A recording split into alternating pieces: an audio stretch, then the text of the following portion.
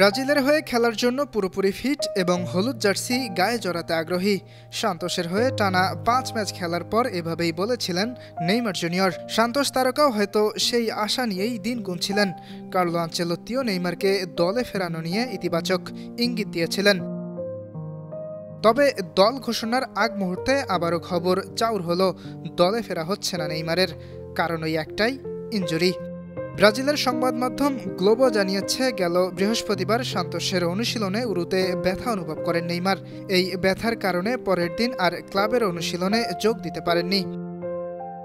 সংবাদ মাধ্যমটির তথ্য যদি সঠিক হয়, তাহলে বিশ্বকাপ বাছাইয়ের জন্য ঘোষিত হতে যাওয়া দলে জায়গা হবে না ব্রাজিলের ইতিহাসে সর্বকালের সর্বোচ্চ এই গোলদাতার।